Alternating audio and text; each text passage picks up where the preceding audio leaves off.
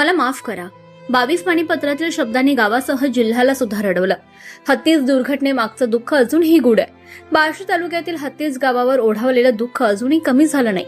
मुख्याध्यापक योगेश पाटील, पत्नी माधुरी पाटील आणि त्यांच्या 2 निष्पाप चिमुकल्या मुलांचा झालेला दुर्दैवी मृत्यू संपूर्ण तालुक्याच्या मनावर खोल जखम करून गेला. 2 दिवस उलटून गेले तरी गावातील वातावरणात अजूनही शोक, वेदना आणि असंख्य प्रश्न दाटून आलेत. या घटनेच्या तपासादरम्यान पोलिसांच्या हाती लागलेल्या 22 पाणीपत्रानं अनेकांच्या डोळ्यात पाणी आणलं. मला माफ करा, माझी इच्छा नसतानाही मला हे करावं लागतंय. या शब्दात व्यक्त झालेला अंतर्मनातील संघर्ष वाचताना प्रत्येकाचं काळीज हेलावून जातं.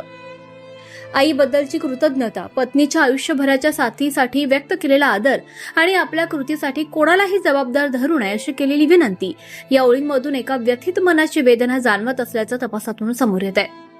दरम्यान 4ही मृतदेहांचे विसेऱ्या नमुने रासायनिक विश्लेषणासाठी राखून ठेवण्यात आले असून शवविच्छेदनाचा सविस्तर अहवाल आणि फॉरेन्सिक तपासानंतरचं मृत्यूचं नेमकं कारण स्पष्ट होणार आहे. त्यामुळे या संपूर्ण प्रकरणाकडे जिल्ह्याचं लक्ष लागून राहिलंय. प्राथमिक तपासात आर्थिक अडचणींचा धागा समोर येतोय. शेअर ट्रेडिंगमधील मोठ्या नुकसानीनंतर वाढत गेलेला आर्थिक ताण या घटनेमागील एक कारण असू शकतं असा संशय व्यक्त केला जातोय.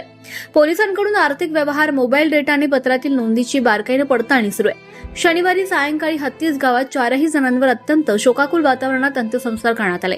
हजारो नागरिकांनी अश्रूंनी भरलेल्या डोळ्यांनी अखेरचा निरोप दिला.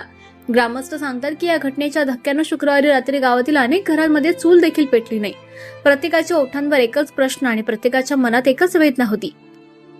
एक सुशिक्षित, सुसंस्कृत आणि अनेकांसाठी आदर्श असलेलं कुटुंब क्षणात काळाच्या पडद्याआड गेलं. या घटनेनं केवळ हत्तीसच नाही तर संपूर्ण बार्शी तालुका हादरून गेला.